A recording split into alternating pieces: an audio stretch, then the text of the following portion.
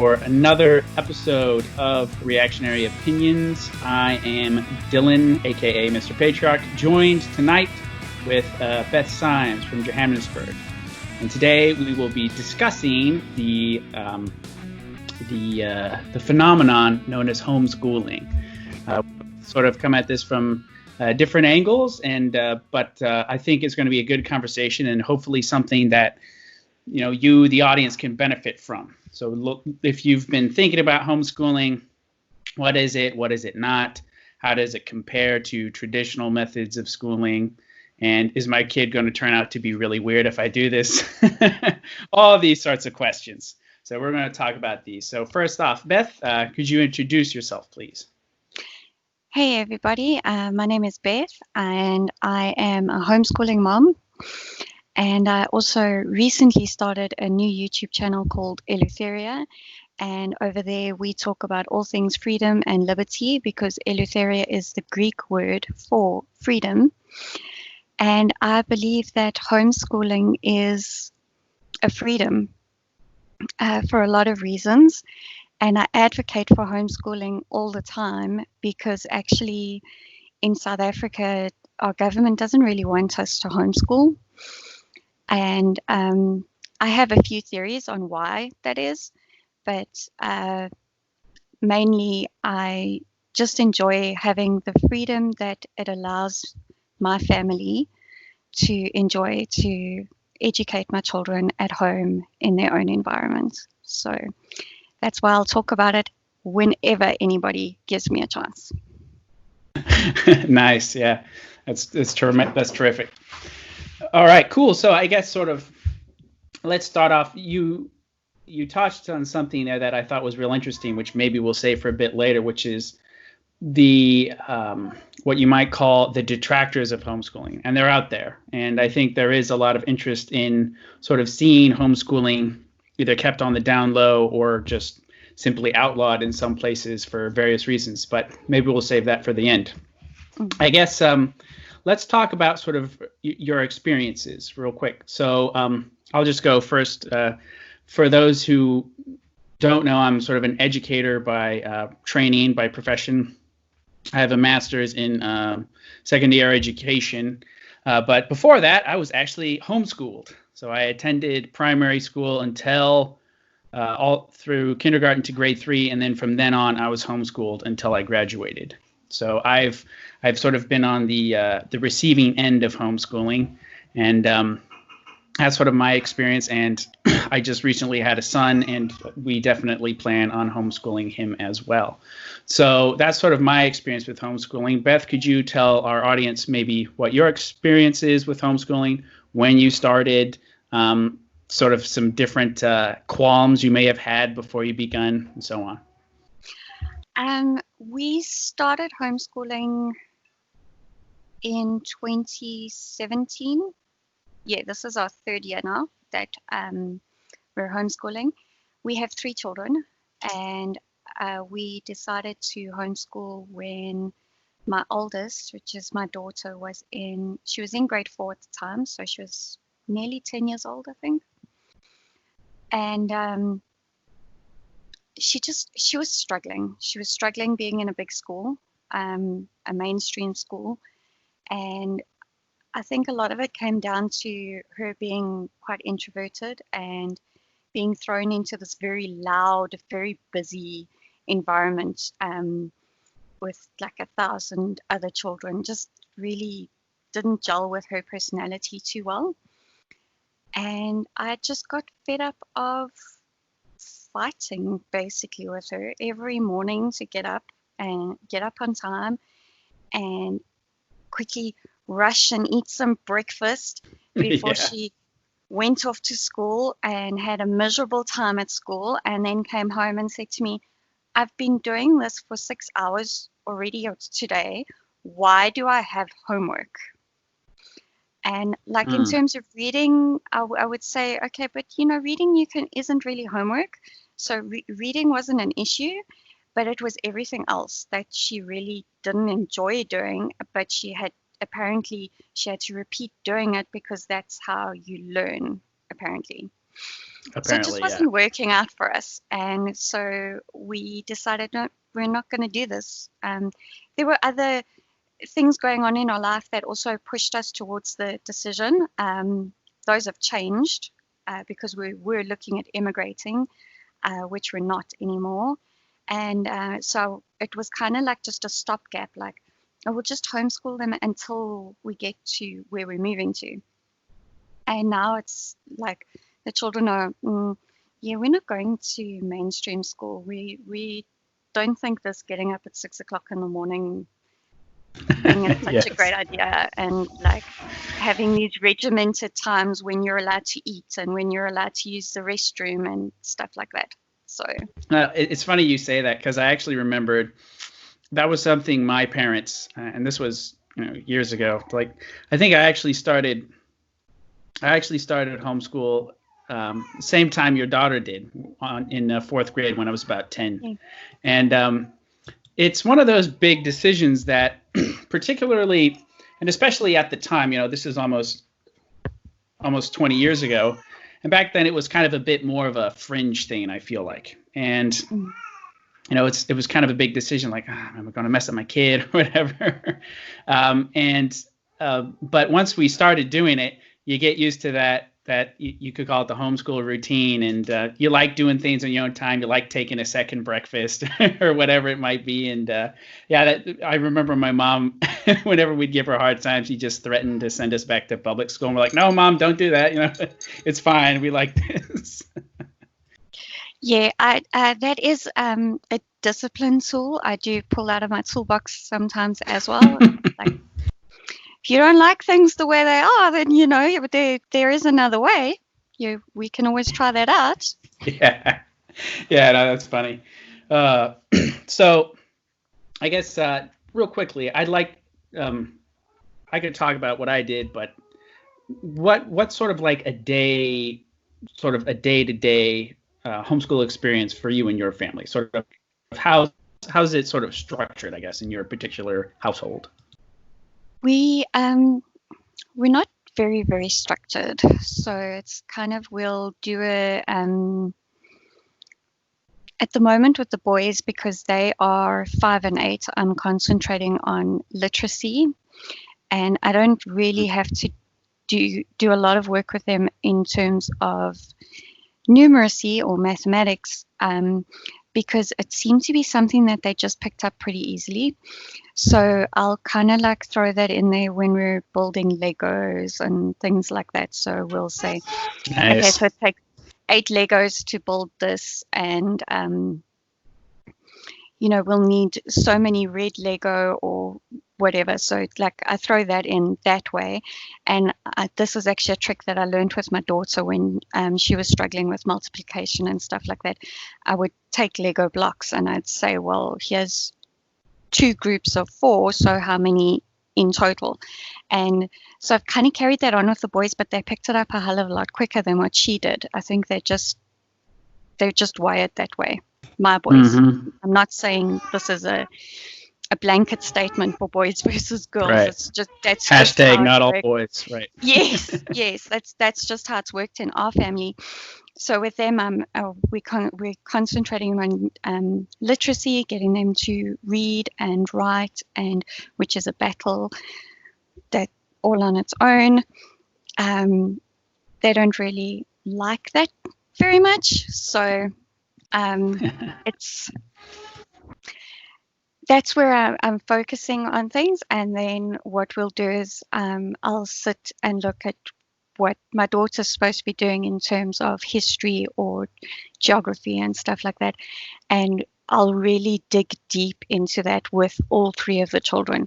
And obviously the boys don't have the attention span to stay for all of it, but that's what they are learning alongside everybody else. So Gotcha. it's, even though we have quite a big age gap, we're trying to make it that it's sort of a learning journey.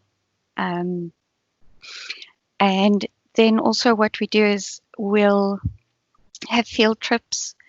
And last year we actually took a road trip to Mozambique.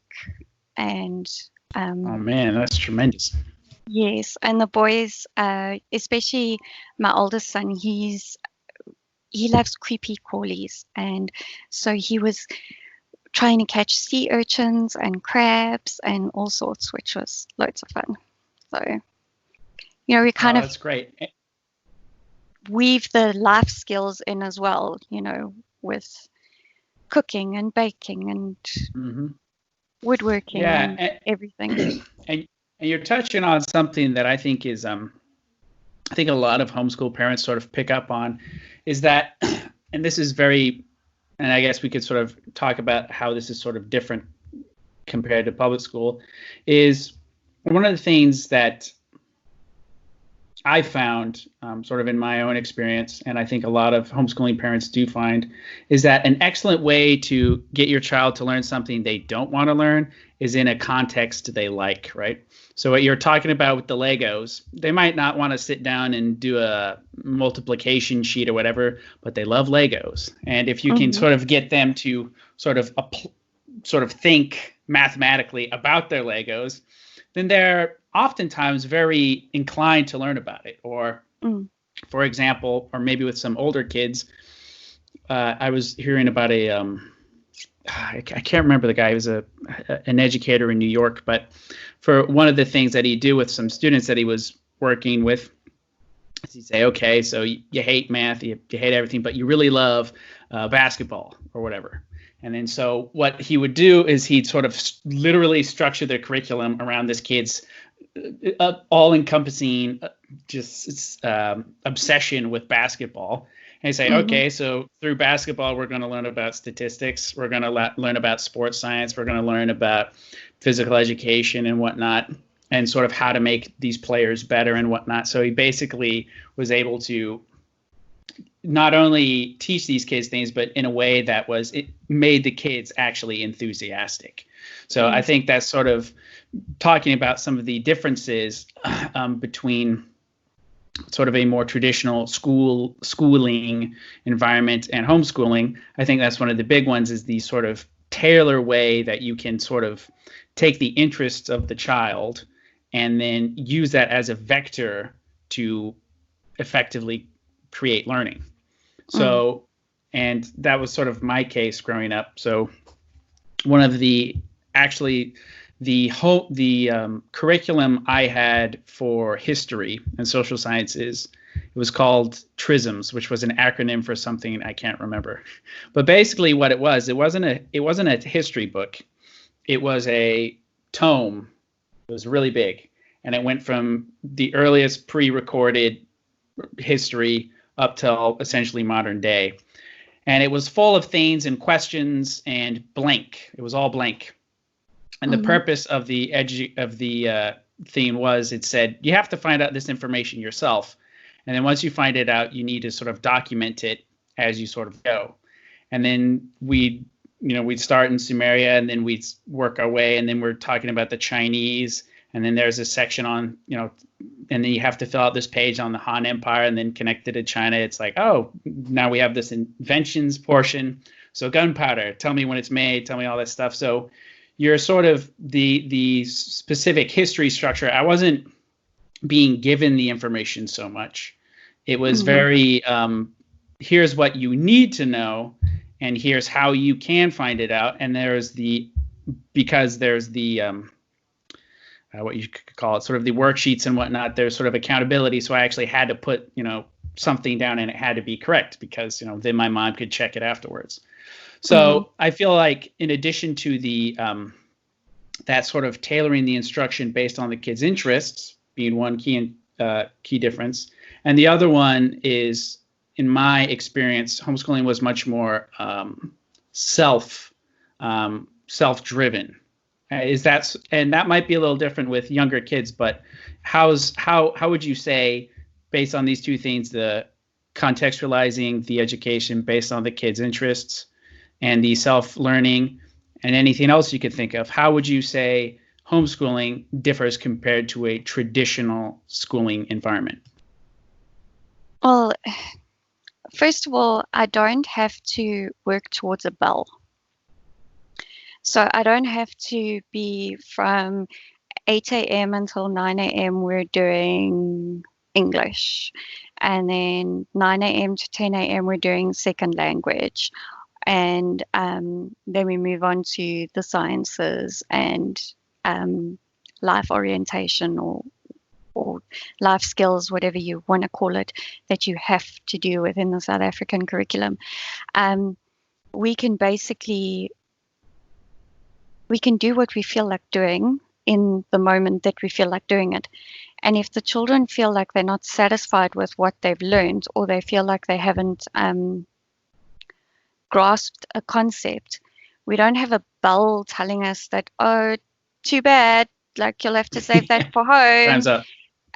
Because now we're moving on to another subject.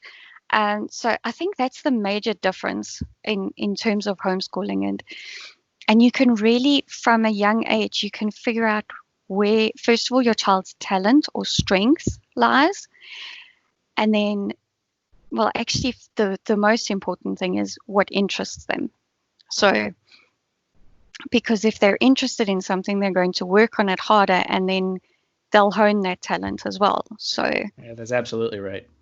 So though, for me, I think that's like the major win as far as a plus for homeschooling goes, and a major difference between homeschooling and institutionalized schooling.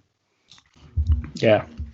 No, that's an excellent point. And the time thing, I think that's another aspect a lot of parents might not, or people thinking about doing homeschooling and a little on the fence, they might not think about is the benefit of time, right? So if I don't get something, we can literally take the whole day to make sure that, the student your child understands the material, whereas you just simply can't in a traditional schooling environment. So if someone's having a very difficult time with learning a multiplication or whatever it is, and in a traditional school environment, you can't give the student the full attention they need to sort of learn this stuff. Maybe they're a little slow, maybe it's being taught to them in a way that they don't understand, might not be their fault.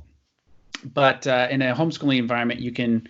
I remember there's times where I'm sitting there like banging my head against the wall, but because I had a lot of time, that also lowers the stress level too. So you're not Absolutely. sort of feeling burned out. I'm not going to get this in 30 minutes. I'm just dumb or whatever. But it takes a lot of the pressure off in the sense that that A, you can get help. B, even if mom doesn't necessarily know it, she knows how to find out what the answer is and then sort of help you learn it. And in that way, it was very sort of low stress. So I did a lot. A lot of kids would sort of beat themselves up, and I was kind of that way. At school, I held myself to a very high standard, but there's a little less low self-esteem going on in a homeschool environment, I feel, in that regard. Yeah, and you have one-on-one access with your primary education provider. Mm-hmm. So even if you do have like 3 or 4 children in a family, they're not, unless you have twins, they're not really all learning the same thing at the same time. And I think even when you do have twins, one could be working on one thing and the other one's working on another anyway. It's just the ages, really. So you know that you have that support is there, that you can always ask what you want to find out, and you can always find the answer yourself, because now we have Google and computers and cell phones and tablets and everything, so you can actually look for it yourself. I think my children probably know Siri better than I do. Right. Definitely. Because Now, they're not shy to ask her anything that they want to know. So yeah, well, that's true. And I remember one of the other differences in homeschooling, I'd learned so many things based on tangents. So, for example, and also to go back to tapping into that, those interests that a kid has. I remember during this history social studies course I had, TRISMs, which I mentioned before, I'd be having to research something in order to learn about a specific subject, but then there'd be something that I'd come across in my social studies research. I'd be like, oh, wow, that's really interesting. Oh, let's learn about the Battle of Thermopylae. Okay. Oh, cool. Who was this Persian emperor that, the Greeks were fighting with? Xerxes. Okay. When did this dynasty start? And then it just sort of snowballs. And then it's like just this train wreck of learning. So it was pretty cool in that sense. I really enjoyed that aspect of it. So we've talked about some of the differences. So the ability to sort of tailor the learning based on the child's interests, the structure, but not the sort of stifling, on the bell sort of structure, sort of a more free flowing kind of environment. And then these other things that you mentioned as well. So now this gets to a concept that I like to address quickly, the difference between schooling and education. I feel like these are two different things. On the one hand, schooling is merely a method by which we attempt to educate people, whereas education is much more of it's the actual gaining of knowledge. And you can gain it through schooling, you can gain it through reading, you can gain it through watching videos, you can gain it through researching yourself. And schooling is merely the vector by which most children today are educated. What is your sort of opinion on this distinction, and how does it sort of go into your thought process on how you structure things for your children? Well, I don't really like the term homeschooling, because it sort of implies that you're recreating school at home, and to me, that's not what home education is. Home education is a lifestyle. It's a lifestyle of learning, and it's a lifestyle that encourages a love of learning within your children. Because if you think about it, all through life, you're going to encounter things that you need to learn how to do. Even as an adult, starting a new career, starting even just in a new workplace, within the same career, there's still things that you have to learn. So you're constantly learning. And to have an inbred, for lack of a better word, love of learning, as opposed to being educated in a way that makes you hate learning. I think that's a huge difference between traditional schooling and educating in an environment that is conducive to that specific child learning. No, totally. And go ahead. I'm sorry. No, I was probably just going to reiterate what I'd already said. No, it's totally cool. And you're touching on something that I think is very important, and I haven't sought to empirically prove this. I feel like the process of home education, let's call it that, it really sort of prepares you to, it practices you, it trains you to sort of figure out things on your own. So like when I went to university, compared to a lot of my peers when I went to university, it was actually a much more natural environment for me based on sort of the way I'd been educated. Because a lot of students, they show up and they're like, oh, the teacher, and the bell and everything, and they expect us basically have everything lined up before them. Whereas for me, it was a much more natural transition because I was used to sort of figuring things out on my own. I was used to sort of finding sources and whatnot based on my social studies curriculum, just as one example. So I feel in terms of practical life in that specific regard, homeschooling, I think, is a very good preparation for life after school, so to speak. Absolutely. It just, if you can foster a love for learning within every single child, I think they would do so much better in tertiary education and just in life in general, because there's so much that you need to learn, and there's so much that you could learn. Even if you just drop the need, that, like, would you not want to learn something if you had the time to learn it? Just, Yeah. like, in a free half an hour, wouldn't you want to be learning something instead of vegging out watching trashy TV? Yeah, no, totally. I agree there. Now, I guess we've talked about a lot of the sort of differences, the benefits of homeschooling. I guess, how would you sort of summarize some of the key benefits in terms of homeschooling? Some of the, like, if you had to sort of have like a quick pitch to somebody who was thinking about homeschooling, what would your elevator pitch to them be on sort of why this is something they should seriously consider? To be as concise as possible, I think it would be choosing your own schedule. Like, if you want to go on vacation out of peak times, when things are cheaper, quieter, more enjoyable. Like, for example, I was just going to say, I definitely remember having vacations during school time and getting cheaper airfare. Yeah, and like, everything's cheaper. And it's just more enjoyable because the beaches aren't crowded. And like, when we went to Mozambique, we went in July, so we got away from winter for a week, which was great, first off. Second off, Mozambique wasn't like swelteringly hot and humid. It was really, really comfortable.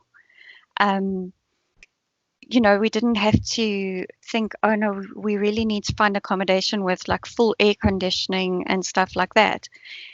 And also, we didn't have to worry as much about malaria. And Right. so I think just being able to pick your own schedule has got to be, in my opinion, the biggest benefit to doing this. No, I really. You really? Oh, sorry. Oh, I'm sorry. My internet just crapped out for a second. You were talking about schedule. Go ahead. It's yeah, I lost it. That's all right. But so basically, yes, I would totally agree with what you were saying. The ability to have control of your schedule, not only just over the course of the day. So if you need to spend more time on a certain subject, you can. But also during the course of the year. If you want to have a family trip, it's very easy to do. If you're not quite ready for this test coming up that you have set up for your kids, maybe you can push it back a little bit if you need to, while at the same time sort of holding your kids accountable so that they're sort of doing their part. And another thing on the schedule moment, this is sort of more of a day-to-day thing, but I found, and this is also going back to what your daughter said. So she says, I spend 6 hours at school during the day, and then I come back and I have homework. In my experience, there were some subjects that would take, maybe more time, but then there were other ones that I just breezed through, right? So the actual amount of work that you spend during the day in a home education environment, I found, is much, much more efficient. So you don't have these, 15 transition periods where you go from this class to that class. You don't have, a long lecture and then you have this worksheet that you didn't have time to get done at school. So in terms of the day scheduling, it's much more easier and it's much more rewarding in my personal experience in terms of how the day is structured and just not feeling like you're constantly wasting time. Yeah, and one of the things I read when I was looking into starting homeschooling, before we'd actually taken my daughter out of school, is they were saying in the foundation phase of school, so grades 1 to 3, and a little bit of grade 4, you're looking at like 2 hours a day is how much you actually need to do schoolwork. Right. The rest of the day is fluffed out at school because they're teaching such huge classes and not every single child gets the concept in the same way. So the teacher needs the time to actually make sure that each child in the class is understanding the concept, whatever they might be teaching. So from that point of view, it's really, it's almost like just taking a permanent vacation, because you can have a learning opportunity in every single thing that you do all day long. So even if you're having an off day, you don't have to write it off as a failure of a day, because I can guarantee you that if you really thought about it, and you would realize that you and your children did learn something in that day. So totally agree there. Yeah, there's seldom there's not a whole lot of pointless days in the home education environment. That's for sure. No, not at all. Now I guess sort of to wrap up here, and this is based off something you brought up earlier, but there seems to be a lot of what you might call hostility coming from certain people, from teachers' unions in particular, and as regards homeschooling. And I guess could you explain sort of maybe some instances where you have seen this, and then sort of possibly further expound on why you think that is?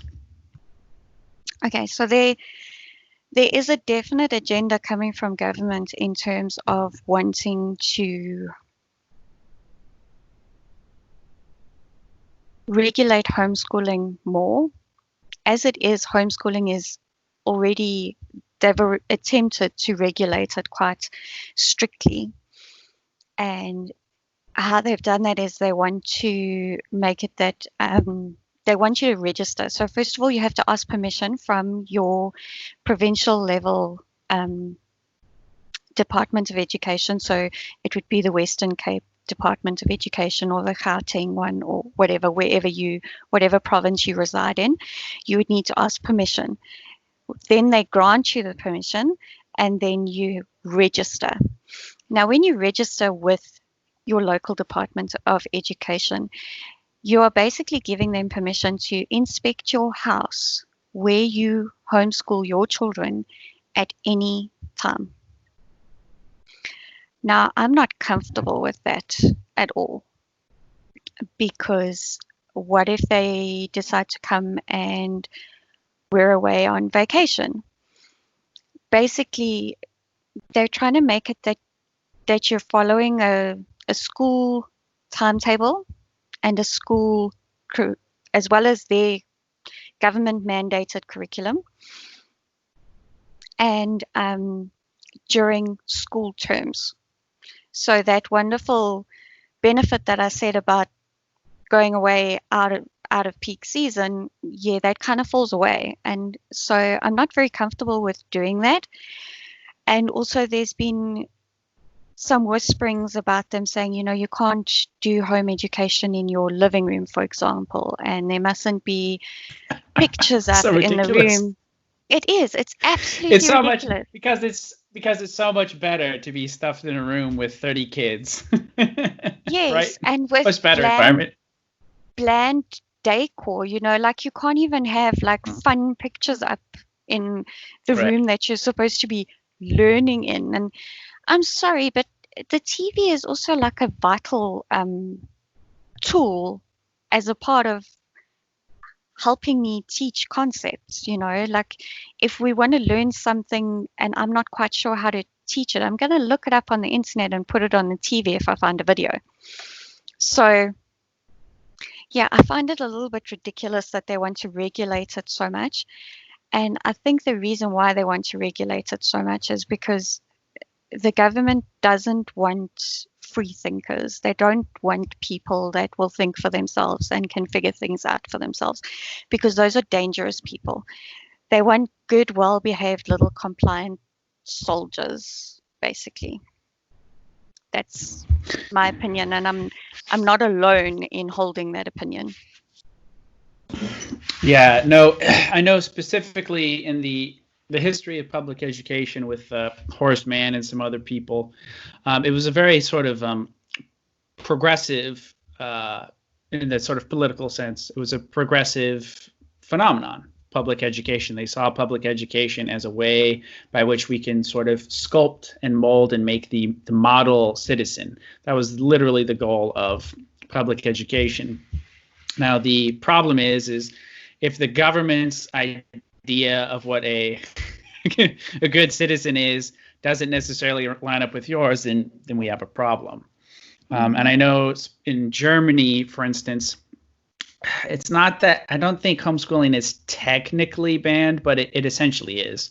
And I think a lot of the reason for that is that the German government has a vested interest in making sure that they get compliant Germans, right? They want a high level of social conformity, and I think there's possibly a cultural element to this, but yeah, a lot of these societies, they want social conformity and and people to go along to get along, and if you start thinking for yourself, that's a problem. So yeah, and at sort of a more petty, low level, teachers unions typically aren't always the biggest fans of homeschooling because they see it as they rightly see it as competition for themselves. So if your district starts seeing an outflow of students, then fund appropriation for your district might change, and so on and so forth. So there's all sorts of it's a tangled web we weave with public education and departments of education. So, and I think probably the most important thing is maintaining choice. So for some parents, in their particular situation, maybe there's a tremendous private school in their area. Maybe they're fortunate to live in a fairly smaller town and have a decent public school that's small at size, and their kid likes the structure. That might be fine for them, but it's not fine for everybody. And Absolutely. for a lot of parents, yourself, it sounds like homeschooling is absolutely the best choice for you. And that's one of the things that I've always maintained, is that I don't want everybody to homeschool, because I realize that not every parent wants to be their child's teacher. Not that I am my children's teacher. I consider myself their learning partner or their learning conduit, because they need to ask me how to do something or ask me to help them figure out how to do something. Right. But not everybody wants that, and not everybody is in the position where one parent can stay at home. That's true, and yes. teach the children. So I'm not saying that it's a one size fits all, but I do want to maintain the choice for everybody. And from that standpoint, that's where I like to always mention the Pestalozzi Trust, because they are a homeschooling legal defense fund in South Africa. And you can join them as a family. You pay a family rate annually. And if you ever encounter any problems with the education department, in terms of you get reported, or they come and knock on your door and say, why aren't your kids in school or whatever, then you would phone them, and they will give you the legal advice. You just you just basically hand it over to them, and they then take up the defense for you. And Pestalozzi is spelled Pestalozzi. Excellent. Yeah, I'd love to take that down. I'll put that in the show notes for today. Mm. Fantastic. Yes. No, that's terrific. And I think these sort of civic structures, these organizations that are there to sort of protect you as a parallel institution to act as protection against perhaps an overreaching state is very important. So I would definitely want to get that information out there to any homeschooling parents or would-be homeschooling parents here in South Africa. And I guess that's just sort of one last point I'd like to mention, the idea of this notion I think a lot of parents have in their heads is that I have to be a literal classroom teacher to my students. It doesn't work like that. When I was growing up, my mom was there to sort of pick out sort of what I needed to learn. And like I said, a lot of the instruction is self-directed. And she really acted as a tutor for some things that I had difficulty with. And the other thing was she was there there was actually some things that, particularly with mathematics, that we would actually learn together. But because she was older and smarter than me, she figured it out a lot easier than I could. And then she'd explain it to me. It was really actually it was a really fun time now that I think about it in that sense. And yeah. Okay. And we'll like take turns, because I'm not like good with the creepy crawlies and the animals and stuff like that. But my husband is actually a qualified game ranger, so he likes the creepy crawlies and the nice animals and stuff like that. So he'll like take over there. And that's the other thing about, like, even though he works full time, because we're not in like this mad rush of both of us working full time, and then you get home at like 5:30, 6 o'clock in the evening, and it's, quickly get the homework done and quickly get the children clean and quickly cook dinner and quickly eat dinner and then quickly in bed by 8 p.m. because otherwise nobody wants to get up the next morning. Because we're not in that cycle, he not only gets to spend quality time with the children every evening, even if he has worked outside the home the whole day, he can also, because he's not fighting with them to get homework done or anything else, he can actually dig into something that they might be interested in, like, where butterflies come from, or why do lions eat meat, or whatever the question whatever it is for that day. Yeah. Or just reading a story, which is also something that when you're stuck in the absolute chaoticness that having two parents working outside the home full time can bring, it like you don't have time for that luxury. So no, I totally agree with that. And you bring up the last point I was going to raise, which is the point of outsourcing, right? So you talked about your husband and how he's a qualified game ranger.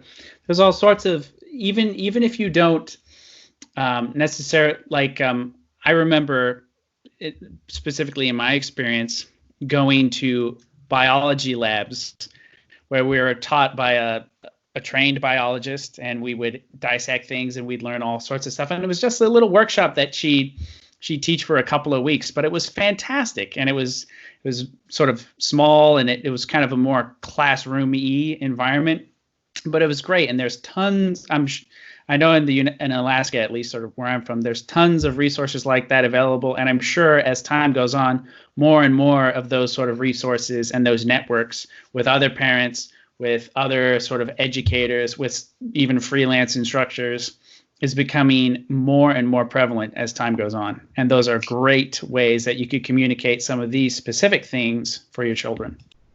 Yes, I know in the States, homeschooling co-ops are really, really popular.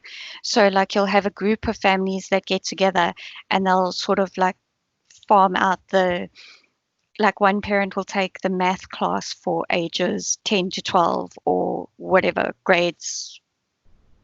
I don't think in homeschooling we don't really work with grades all that much, so it's more like age specific. And I do think that if homeschooling becomes a big movement in South Africa, that's also a possibility, you know. And even if parents are working full time, they could take a week off or whatever and organize to do a week-long workshop, like you explained, with the biology labs and stuff like that. So yeah, absolutely. So I guess we'll tie off here. To all the worrisome parents out there, or please, of course, plug anything you have, and we'll also include it in the show notes today. Well, if anybody is interested in listening to me talk a lot about Eleutheria, and especially in terms of homeschooling, I'll ask the guys to link my channel down below, so you can give me a follow over there. Sometimes I rant quite a bit, so be warned. Tremendous. That's very good. All right. Thank you very much for listening, ladies and gentlemen. Stay out there. Stay safe out there, and we'll talk to you again next time.